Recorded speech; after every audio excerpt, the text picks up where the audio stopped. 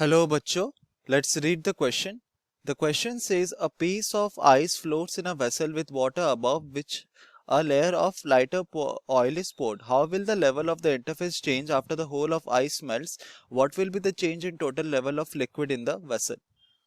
तो इस क्वेश्चन को सॉल्व करने के लिए हम जो की कॉन्सेप्ट यूज करेंगे वो होगा सिंपली हमारा डेंसिटी का रिलेशन. डेंसिटी हमारा होता है मास बाय वॉल्यूम. तो इस रिलेशन को हम यूज करेंगे और किस तरह से ऑल्टरनेट होता है जब डिफरेंट क्वांटिटीज और फिजिकल क्वांटिटीज चेंज होती है उसको हम शो करेंगे. तो क्वेश्चन में हमें कहा गया कि हमारे पास इनिशियली एक वेसल है, कुछ इस तरह से हम एक वेसल ले सकते हैं. ठीक है. और इनिशियली लेट अस अज्यूम कि इस हाइट तक हमारे पास वाटर था और इसके ऊपर एक आइस फ्लोट कर रहा था. ठीक है. तो ये हमारा आइस हो गया, ये हमारा वाटर है और इनिशियली ये h1 हाइट में h1 हाइट तक हमारा वाटर था और इसके ऊपर एक आइस फ्लोट कर रहा था. तो आइस फ्लोट कर रहा है मतलब हमारा जो आइस का जो वेट है वो हमारा काउंटरैक्ट होता है बाय द बॉयंट फोर्स. तो हम यहाँ पे लिख सकते हैं कि हमारा जो बॉयंट फोर्स प्रोवाइड करेगा वाटर वो आइस के वेट के साथ इक्वल है. ठीक है.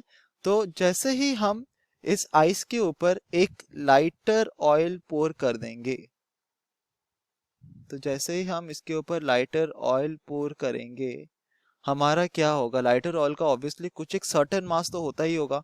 जितना भी लाइट क्यों ना हो जाए उसका खुद का एक सर्टेन मास होता होगा और ये मास क्या होता है, एक फोर्स इंड्यूस करेगा हमारे इसके ऊपर, हमारे वाटर लेवल के ऊपर एक फोर्स इंड्यूस करेगा. तो अगर हम इसको सिंपली समझने की कोशिश करें तो ये अगर हमारे पास एक वाटर सरफेस है, ठीक है, और ये ऐसे ओपन में है, इसके ऊपर कोई एक्सटर्नल फोर्स नहीं लग रहा, बट अगर हम इसके ऊपर एक फोर्स लगा देंगे तो ऑब्वियसली अगर इसका वॉल्यूम पहले इनिशियली v था तो अब इसका वॉल्यूम डिक्रीज कर जाएगा, v1 हो जाएगा such that v1 is sorry less than v.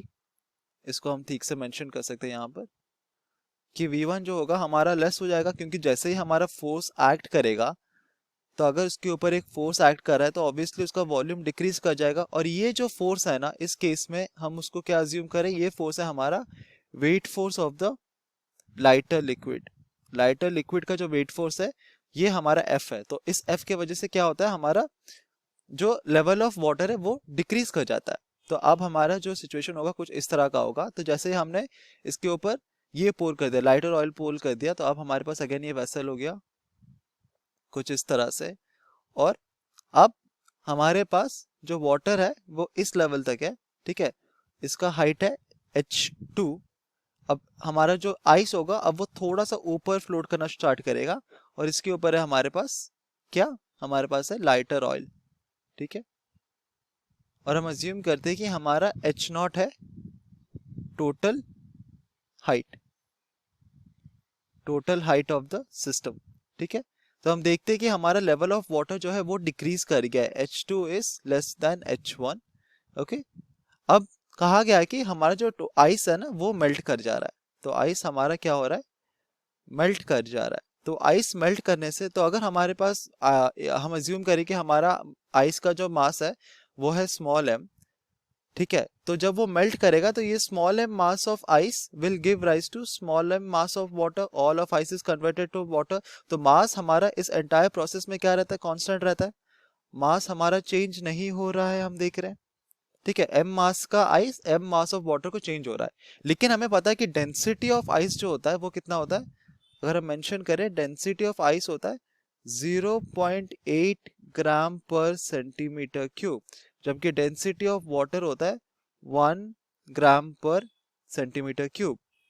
तो हम देखते हैं कि मास हमारा कांस्टेंट रह रहा है लेकिन हमारा डेंसिटी इंक्रीज कर रहा है. इसका मतलब क्या होगा, वॉल्यूम डिक्रीज करेगा. तो वॉल्यूम हमारा डिक्रीज कर जाएगा. तो जैसे ही हमारा टोटल आइस मेल्ट होता है तो हम यहाँ पे मेंशन कर सकते जैसे ही हमारा टोटल आइस मेल्ट कर जाएगा देन हमारा जो टोटल लेवल ऑफ लिक्विड होता है ना इन द वेसल, तो अगर ये हमारा वेसल है तो इनिशियली हमारा टोटल लेवल ऑफ लिक्विड कितना था, h0 था. अब वो क्या होगा, वो h0 से हो जाएगा h3.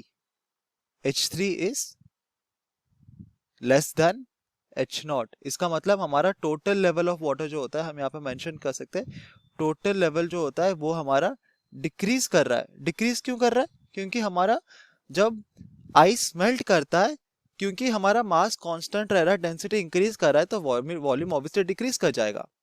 ठीक है, तो टोटल लेवल डिक्रीज करता है, लेकिन इंटरफेस हमें कहा गया है कि, तो सेकंड का आंसर होगा कि total level of liquid in the vessel decreases. First question में हमें पूछा गया है कि how will the level of interface change. तो हमारा, क्योंकि volume as a whole decrease कर रहा है, लेकिन हमारा, हमने क्या मेंशन किया था कि अब हमारा जब ऑयल हमने ऐड कर दिया, तो ये हमारा क्या है, लाइटर ऑयल है। लाइटर ऑयल ऐड करने के बाद हमारा जो वाटर का जो ये था लेवल था, वो था H2। ठीक है, अब क्या होगा, it will get back to H1 itself.